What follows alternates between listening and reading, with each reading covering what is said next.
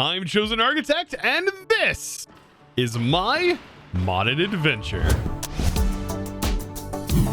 So I have some big news. I have updated this mod pack quite a bit, and there's also a new mod pack that you can jump into as well if you haven't already checked that out.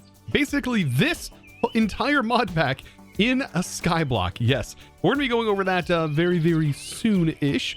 Hopefully I can get some videos out on the main channel here. And yeah, we can dive into that. It is called CMA's Chunk by Chunk, or Chosen's Modded Adventure Chunk by Chunk. It is a skyblock where you unlock chunks. You start with one chunk and you can expand from there after gathering enough resources in order to expand. And you can choose the types of chunks based on their biomes and everything. It's all kinds of fun, and it's definitely worth checking out. Now, aside from that, what's on today's to-do list? Well, today I want to dive into the Apotheosis spawners and how we can upgrade these things and basically make them insanely powerful to produce tons and tons of loot from very particular mobs that we might want to gain loot from, such as maybe infinite emeralds to build from, because that's the only thing you can use emeralds for, right? No, you can farm emeralds, you can farm ender pearls, you can farm any mod inside, or any mob inside of these Apotheosis spawners. And they're very powerful, like I had mentioned, because of their upgradability. Now, I want to do this inside of the Aether. Yes, I want to set up these spawners inside of the Aether, but it is going to require me to sort of build out some stuff. So if I go ahead and set the time here, which is really great. I tried to see if I can lock the time in. Doesn't seem to work, even if I break it.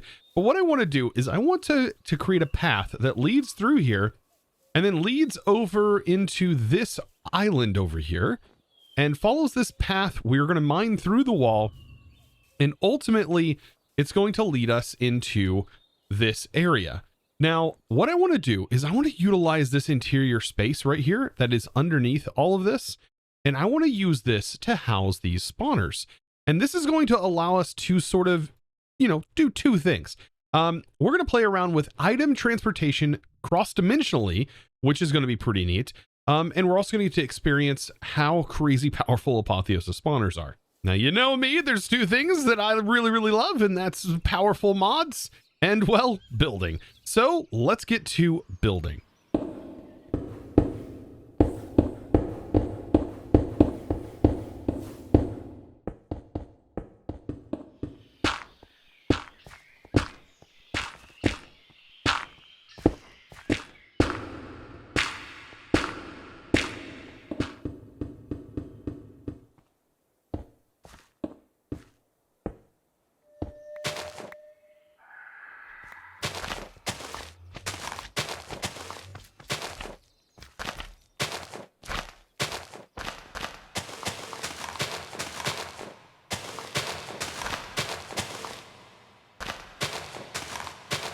You've got to love getting all of this nice and good looking. Very nice. So I have all of this set up here, and so I should now be able to sort of move my way forward into clearing out these areas. And I think I want like 3 or 4 different spawners. And you know what? I could just go with 2, having one here and one here. And the thing is you can have multiple spawners inside of one area that are essentially being farmed. Now, typically when you start to sort of get this set up, there's going to be a way that we need to build these out and build out the interior space. Now, a normal spawner is going to basically work in a 9x9. You're going to place the spawner in the middle of the room, and then 4 blocks on all sides will be a chance for a mob to spawn within that range. And that's also vertical. That goes up and also down. So that's something we need to keep in mind, and we're going to need to know where we're going to put our spawner. So with that in mind, we're basically going to need chambers that are 9x9. Now, with Apotheosis spawners, you can make them smaller, but it's not going to make it more efficient if you do that. So I'm going to be using a combination of a couple of mods here. We're going to be using dark utilities and some vector plates to sort of push mobs into a particular direction. And we're also going to be, like I said, be using Apotheosis spawners. So let me get these rooms cleared out. By the way, this should be more than enough room. We have a 9x9 by, well, not exactly 9, but we don't really need to worry too much about the spawning up top. Because we're going to have the spawner probably a few blocks down, probably right about here. And it's the spawner is going to either go here or on the bottom, and they're all going to spawn roughly on the floor. They're going to kind of fall through the air. I'm going to leave this outer edge like this, so that way we can put the dark glass, which is going to be from another mod. We're going to put the tinted glass or dark glass. Really, I don't even think we need dark glass. We can use any type of glass. So if we want to be able to see these clearly, we can actually, with Apotheosis, remove their dependency for darkness. And that'd be pretty cool as well.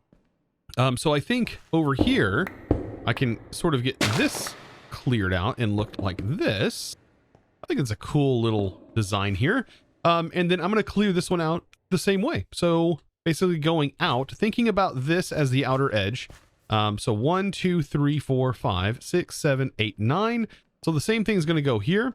So think of this at the outer edge, and this will be 1, 2, 3, 4, 5, 6, 7, 8, 9. And then I'll just make sure to fill that in. What do I mean fill it in? I meant clear it out. Now, like I mentioned before, I want to use vector plates to sort of get the mobs to the location for the killing. Now, I don't know exactly if I should use this or if I should upgrade these, but we can always upgrade these later to this version if this is not going to be fast enough. But I just need to line that area, the bottom floor, and basically lead this into a single point. And I think what I'm going to do for that, I'm going to basically, let me get the time set. I'm going to need to send this into a corner. I think sending it to a corner is going to be the best bet. So sending it basically into this corner where we'll use a mob masher, which is what we're using in our base right now. But this will be more or less for killing the things specifically dropping out of spawners. So that means I'm going to need to lay these out. And if you hold shift, you don't actually get moved by them. So if you hold down shift, you can go ahead and lay them all out. And the cool part about this is naturally spawning mobs should still be able to spawn in this block place with the vector plates on top of the block. So technically, if this was in the overworld and we had a skyblock, this actually would allow mobs to still spawn, which is pretty cool. So yes, we want to lay them out in sort of this direction where they're all being pushed into this one location. I think that is going to be pretty straightforward and simple. With it all done, it looks just like this, and I sort of crisscross this whole thing, but landing on here, I mean, it's honestly not that bad. That's a pretty decent pace, and that's going to lead everything into some mob mashers, so I might as well get that set up. So I've got the 2 mob mashers ready to go. I'm not going to power them on just yet, but I do want to set up where they're located at, because this is kind of important. I'm thinking about setting the absorption hopper right here, but how am I going to make sure that all of the mob drops end up in this one absorption hopper from both of these farms? I'm going to have to sort of offset this a little bit just to make sure that this little corner is in that range. So let's do that. Move that back a little bit. That seems to be pretty good for both of them. I want to continue to move this back until maybe we can get a larger portion back there. Let's see. Let's continue offsetting this. And this is the fun part, is getting to kind of manipulate this a little bit. Let's see. We'll move this way. That gets that offset set appropriately. And then that moves this backwards. I think this is about as good as it's going to get. So we have one block here that's adjacent and one block here that is adjacent. Because if I move this back any further, it's not going to work. So perfect. So now they should be able to pick up experience from here and from this farm and all go into this. And that's where we can then send the items cross-dimensionally back into our base, hopefully. Now, we still need to worry about the spawner part. How we're going to get the spawners. And that's going to be a fun little task to do. Also, this is what the glass I chose. This is the smooth glass from Cyclic. And I'm going to try my best. I think we can modify without using dark glass. And I think we can get these spawners up and running. No problem. With this, and I definitely don't want to turn this on yeah, right away, because that's gonna end up with an accidentally offing myself. So to harvest spawners from the Apotheosis, we need to set up some silk touch. So we need at least one silk touch on a pickaxe. So I'm going to use this particular pickaxe for the silk touching. Should work out just fine. And then I have some spawners that I saved underground for this specific occasion. So if we pop down here, And I know I've seen you guys in the comments like, Chosen, why don't you just break the spawners already? And it's because I wanted to save these spawners for this particular application here. I wanted to save it so that way I could go over here and grab these spawners. Doesn't really matter what they are because we're going to be modifying them. But I can pop through here and I can take these spawners now as a whole. So there's a spawner right over here, right? So let's go ahead and grab this. All you have to have is Silk Touch, and you should be able to grab the Apotheosis version. And in this case, it is a silverfish spawner, but it really doesn't matter what it is, just so long as we have the spawner, because we are going to be able to change this spawner, modify it. It's going to be pretty nice. Now, when it comes to modifying the spawners, this is where things get, like I said, very powerful.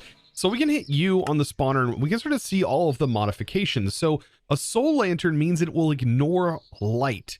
All of these things will need multiple, but will end up hitting a cap eventually. So you can increase the maximum amount of entities that spawn per spawning operation, and the spawn counts, the number of entities spawned at once.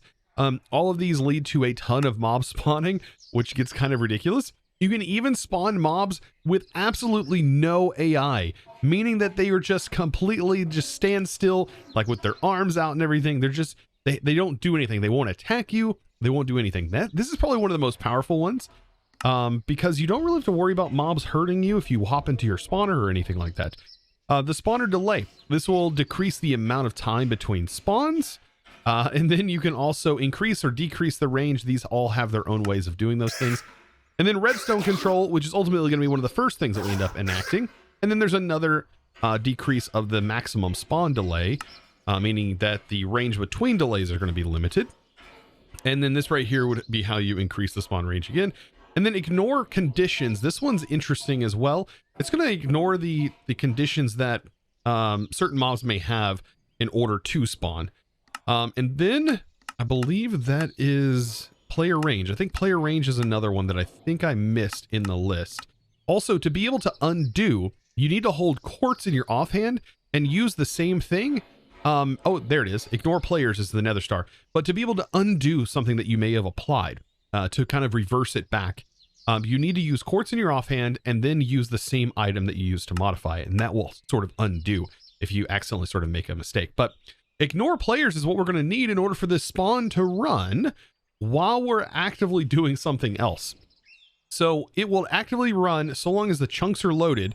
It should work, but we're going to have to, well, get some more nether stars because I'm all out. Now for fighting the wither, this has always been a tried and true method if you don't have any other way, in which we do have many ways to be able to take on the wither, but I want to test it out this way and manually kill the wither and see what all of its drops are.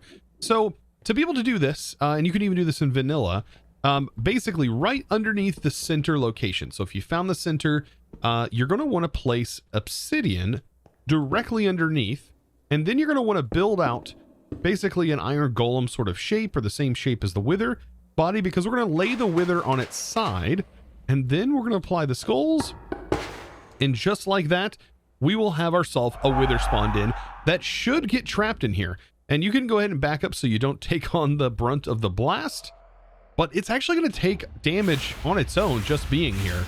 So over time, it will start to take on damage very, very slowly. So it's definitely best to try and take it on ourselves. We're getting hit with a wither or an enderman. But yes, taking this on, it should stay here. Yeah, there it goes. And we can get jump crits on it. And voila, it's gone. Oh, and it drops smithing templates. So that's pretty interesting. So smithing templates can be dropped from the wither. So yes, so that's pretty cool. That's actually really nice. So it saves us the tediousness of these. And if you didn't find one, you can now get them this way. Oh, that's actually really useful, because what if all the bastions on a server was completely looted? Well, I know in our pack we have looter, but what if somebody broke all them chests? Just be hostile. Well, now right here, you can just get them from the farming this guy.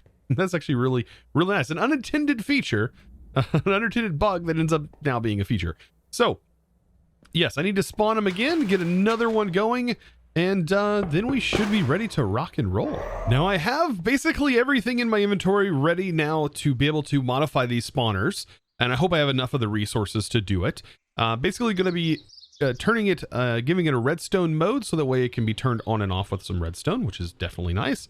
And then the nether stars to make it work when I'm not there, and then soul lanterns and all of this other fun stuff. Now I am missing one thing, right?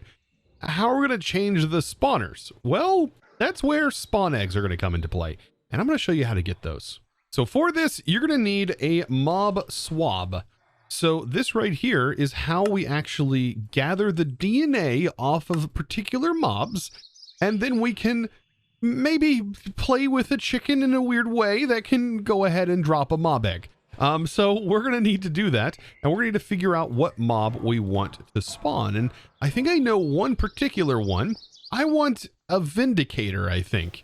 Basically, I want a way to get tons of emeralds. I think that'd be really nice and helpful for potentially automating our farms. So automating our easy villagers. That'd be pretty cool.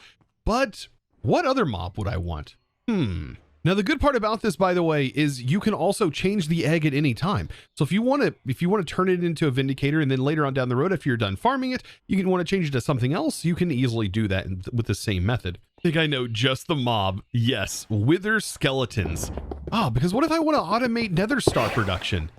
Like, this is definitely going to be the mob that I need to find. Let's go ahead and see if we can't locate one. So, perfect. Here are some wither skeletons. And all I gotta do is boop, boop them on the head. There we go. So now I have a mob swab with their DNA.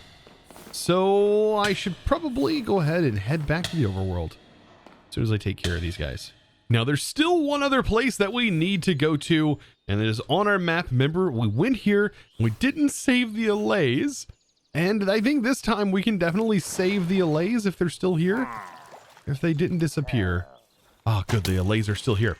So I just need to simply grab this. So the mob is now swabbed. Let's grab our 2 mob yoinkers, and I'm going to save the allay this time. I don't think they can be killed, right? We should be powerful enough to be able to pick up the allays. All right, I saved you. I saved you. There's still one other person I need to save though.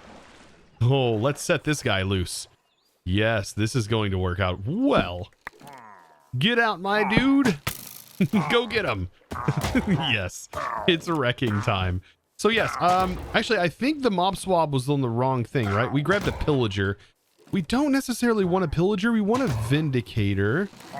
I don't think pillagers drop emeralds, do they? Right? Do pillagers drop emeralds? No. I think what we actually need is a Vindicator, and I didn't see one roaming around here. I mean, at least we saved the allays. Now, I was looking at the mobs and their drops, and it appears that a cave creeper might actually be better than everything combined. Because a cave creeper can drop emeralds, and it can also apparently drop emeralds, and it can drop iron, it can drop gold, diamonds, and gunpowder. All of those things seem very, very cool. And if I can only just swab a cave creeper, if I can find one, then we would be golden. Ooh, I could also potentially find a Vindicator out of one of these spawners, I bet, as well. Because, yeah, pillagers are not going to work the way I thought they were. There's a normal creeper. Wonder what it takes to see a cave creeper specifically. I tell you what, these guys are so hard to see. Oh boy, oh boy. And they do spawn in caves. You just gotta get super lucky with them to be able to find them. But we did manage to grab them. Very nice. Because it does seem to fight with the regular creepers. So it's like a small chance that you'll get a regular creeper, or you'll end up getting one of the creeper overhauled versions. Okay, so now with that done, we can now head back home after I did a lot of searching that you didn't have to watch. Oh boy. Now it's not going to directly show you how to use the mob swab. You're going to have to kind of know this knowledge. But what we're going to need to do is make GM chicken feed. And this stuff right here has the mob swab in here, just generally. And it's going to be a seed. So when we place this in, any seed should work. Let's not use our mage bloom. Let's use a Minecraft, just regular wheat seed. And this is going to make GM chicken feed that is based around a wither skeleton.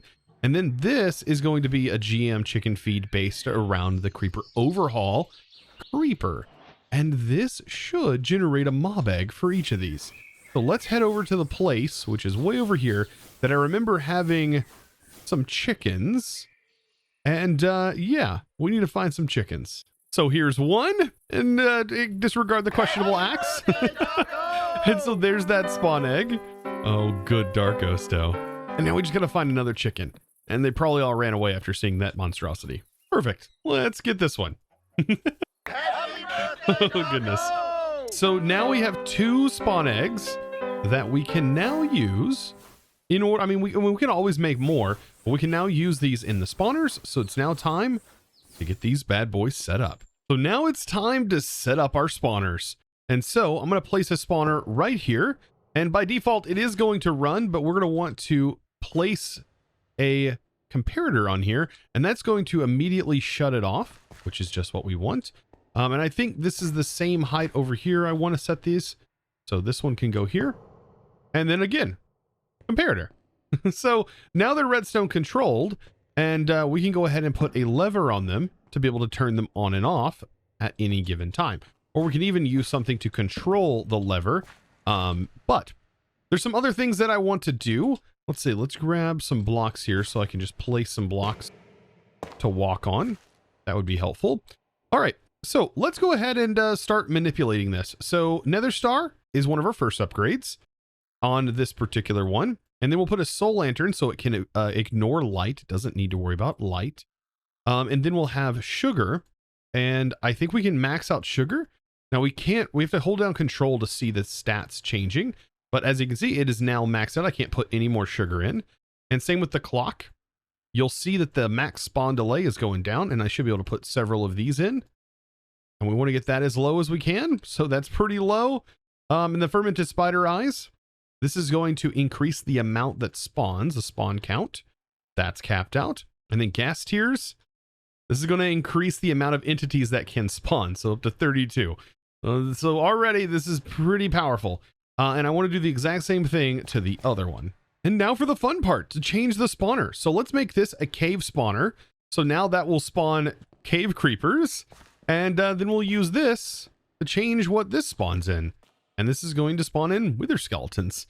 Now I think it's time to upgrade our mob masher. Now I also need to think about how I'm going to send the items over. So this is going to be kind of interesting. Let's use the barrel that I have here. And I want to basically send items over to this using a laser node. But this is where I wanted to play around with the cross-dimensional stuff, because we're supposed to be able to make, with laser IO now, a cross-dimensional advanced laser. So let's go ahead and make a laser connector. And I think I know how this is going to work, but we will have this that basically gets connected to some sort of laser node using the laser wrench. So yeah, it's a little bit easier to maybe explain and show than to actually just explain. So after doing a little bit of further research, it does appear that we are going to need 2 of these. So we're going to need one that's in the dimension and one that is out. And this is how we're going to link. It's basically, it doesn't have to be cross-dimensional though. This is just an infinite range connector, which I really like the idea of. So let's place one here. Actually, we could place it up there, I guess, but let's place it here for right now. And then we're going to place another one connected to a node. And the way this is going to work is this node is going to link to this. So we'll go ahead and shift right click here, and then we'll link. So this should be connected, technically, I think. Oh, we need this connected to a regular node. I think that maybe is the case. Let's see. Let's see if this is going to get connected. Oh, there's so much going on. So does this get connected, or maybe I just can't see? I mean, we can always disable shaders just to see. Ah, yes. Okay, so this does connect. We just can't see the connection because of the shaders. By the way, you can always disable shaders by hitting O, and it's pretty easy to toggle them on and off. But yeah, we know the imaginary line is connected here. So let's go and set this up in the other dimension. Now, perfect. We are going to have ourselves a regular laser node that is going to go on top of our absorption hopper, and then we can have this advanced node that is up here. And so we should be able to link. So just by simply right clicking, now this is linked to the overworld, and then I should be able to shift click here and then right click here to link that. So now these two are technically linked, and it would show that if we disable our shaders. So we'll be able to see that the laser is now connected. Perfect. I love that. Okay. So now that we have them connected, we're definitely going to need to make sure that we have an item card going into the down section, and it's going to be on extract with node overclockers. And then we're going to max this out and min this out. So we have the max amount of speed, and that should be fine for sending the items. And then when we get back to the overworld, we'll set our item card to make sure it can pull the items. We also need to make sure that our chunks here are definitely loaded in this area, so that way the spawners all work. And then I want to show you this. So these are two, basically from Cyclic, there are two ways that you can bind a lever and allow it to function. I don't want to show it just yet because it will enable. But yeah, you shift right click on a lever, and I have this set to spawner 1 and spawner 2. I have it named. And so whenever I right click this, it will activate that lever no matter where I'm at, which is a nice little thing we can do. So the only other thing that we need to set up is down here underneath this. We want this block to be powered. So I'm going to give it a redstone signal. There we go. That's powered. Same over here. Let's make sure to power that. And then let's also go ahead and put this upgrade in. Now this is going to just need no beheading upgrade. I don't really want beheading upgrades on this, but I do want smite, and I do want the max looting that we can get on the creeper. But over here, I want max smite, max looting, and also max beheading. These are not too bad to make. And so with all of those set up, we should be pretty good. I ended up breaking these. They went in here, didn't they? So let's go ahead and just set this back up like so. Get everything looking nice again, as all things should be. Perfect. So the only thing we have left to do is, well, to turn the spawners on and hope for the best. Now, I don't have anywhere yet for the fluid to go, but I am going to put a tank down here for all of the XP to end up going in. But it's going to be pretty cool to turn this on nonetheless, and we can go ahead and shut it off if it gets a little bit chaotic. But let's close up our glass. Just think these are so cool. And let's go ahead and toggle these bad boys on. So spawner 1, initiate. Spawner 2, initiate. Oh boy. Yep. This is going to be a thing. Let's go ahead and shut them off real quick. Just to show you how powerful this is. And then there's all the items that are building up in here. And so what we want to do is we definitely want to go back to the overworld real quick.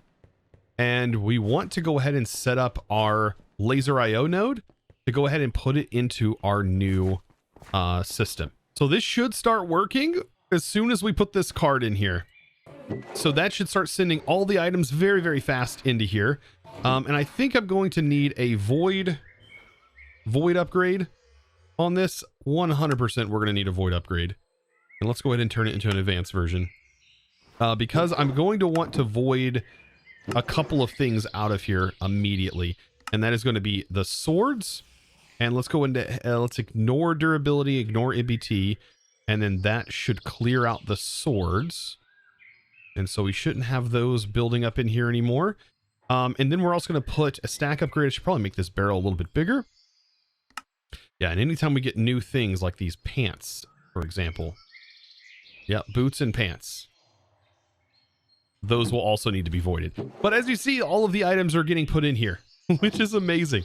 And we're getting all kinds of ingredients. So did I put the stack upgrade in there? I think I did. Yeah, we did. And then we sorted. Perfect. We're also getting shards of balance. I want to also void those. And maybe some other things. But look, we already ended up getting 92 wither skeleton skulls. Yeah, this is very, very powerful. Tons of emeralds already. Oh my gosh. Yeah. I don't know if we can enable these from a different dimension. I don't think so. But yes, this is already kind of powerful. Let's also get some tanks. So yeah, we're definitely gonna need a jumbo XP tank, and I'm sure that's not gonna last very long. We'll probably end up needing to go into the singularity tanks, so that way we'll end up having infinite amounts of storage for these things. I hope this can even keep up with the fluid. Yeah, so I don't have to tell it where to send items, but I do have to tell it where to send fluids. So on the down, we want it to send fluids. And yeah, let's go ahead and turn it back on. Might as well, right? And just let this rock and roll. Should easily be able to keep up with the items. And then this is where we're gonna need to find out back at our base. This could get bad if we don't account for everything. But yeah, that storage should be able to hold everything. And maybe we can set it to void excess. It does appear to be loading up, doing pretty good. Yeah, this should be more than fine for right now. It's going to hold 16 stacks of items, which is quite a bit, but it's already filled up our bone slot. The bones are definitely going to, yeah, definitely fill up. And look at our emeralds. Our emeralds should be building up. Oh boy, bones are going to be a big one though. We don't need this many bones. So I'm actually going to start voiding the bones and voiding the stone for now. And there's a leather cap and there's an iron cap. All of these things we don't need. And then probably gunpowder will end up needing to void as well. So yeah, I'll have to keep an eye out on it. But the main things I really want are the diamonds, the emeralds, and the iron and the gold that we're getting from this thing. Oh my gosh. And even the wither skeleton skulls are just going above and beyond.